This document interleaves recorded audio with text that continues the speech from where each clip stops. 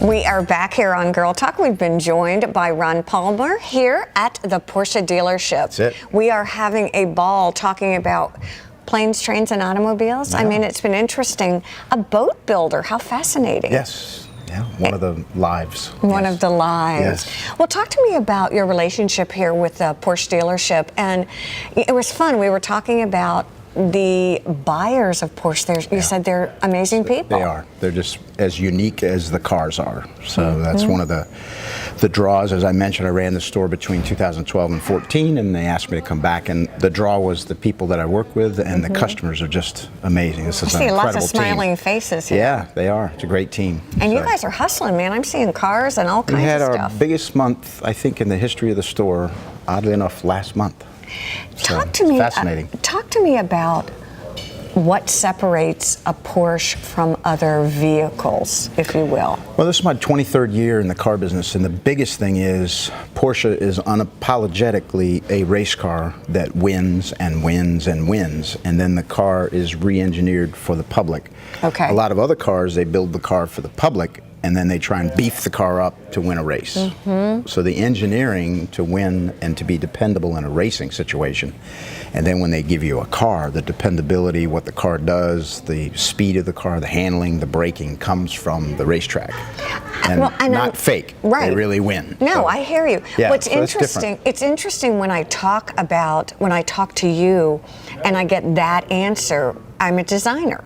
Ah, right. So as a designer, I'm thinking you're going to talk to me about style, shape, personality, because I think that's all what Porsche is known for too. Right. And yet you talk to me about under the skin. Right. It's an amazing car under the skin.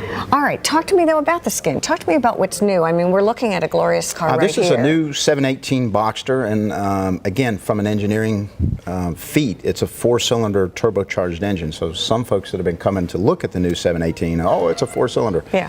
It has 350 horsepower. Oh. Which is like 150 more than the old V8s, you know, that type of thing. So, and Porsche's won races with this particular engine.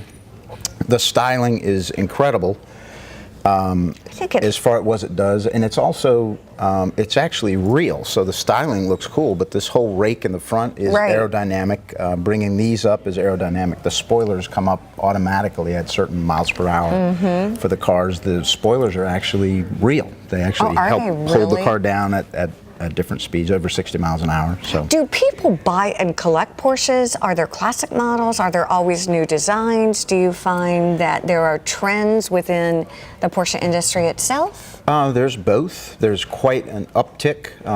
Porsche National actually has a couple classic Porsche restoration stores. One is up in Atlanta. Okay. We do a fair amount of it in the the older air-cooled models and things like that. So there's, I think, up to 80% of the original Porsches are still on the road. Is there a demographic, or is there a personality or a person that does buy a Porsche? What are they? Families? Are they fun and sexy? And I mean, I can just envision this. Well, the car appeals to both, as you and I were talking about two different things. You were talking about styling, and then there's an engineer type person. So we get both of those. The engineers are very specific, and they know the torques and all the different statistics of the car. So we get a fair amount of that. As far as that's concerned. And then some people just go, wow, I just love the way it looks. It just flat out looks gorgeous. Right. Exactly. What about customization? Are there things that I can do to customize my vehicle to my needs? It's really unique with Porsche. I would call it a semi-custom type of vehicle. So we have actually a whole fitting room. So we try and order cars in the mainstream that we think would sell. If somebody, like a gentleman just came, he was getting an oil change, he saw a car, he bought the car. So we want cars that appeal that way.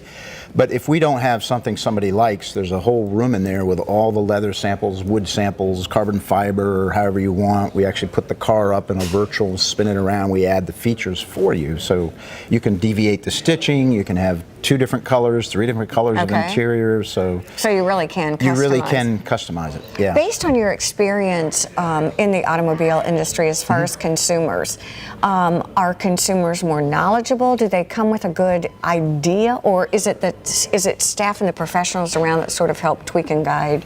Well, I think the internet has affected everybody's business, so the availability of great information, and the consumer can get information without us. I think 20 years ago when I first got in it, the consumer had to come to us to get the data. Okay, got it. There was a lot of dealers that manipulated the customer and didn't share correct data, and so I think the onslaught of the internet, actually when a customer comes in, they're very close to buying. Okay. On Interesting. average, they study the car and look for things for 3 or 4 weeks now before they come in, and with the onslaught of the internet, they kind of have it. They visit 1.5 dealerships. They don't even go to maybe Gosh, 2. it used to, yeah, when They I used was to go growing to up. 5 or 6 or whatever. But probably what it was is they couldn't get the information, and some dealerships maybe not as scrupulous manipulated the information, and the consumer doesn't feel like they have a fair shake. So I'm actually of a total transparent, and so is the whole mall. Which is pretty amazing. It is, but it pays great dividends because the loyalty of this store, the loyalty of the brand is sky high, and as you know, costs a lot less to keep somebody in the family than to keep trying to conquest. Build relationships. Yeah, it really exactly. works. Old Talk school. to me about service here too. Well, It's pretty amazing. the service department, I believe we make our first sale to a consumer, and they make the second, third, fourth, fifth sale. I mean, they're incredible. It is more like a Delta room. Right. You're in a club. Exactly. Yeah, I got it. It's like a club. The customers know all of our people by name. They call in.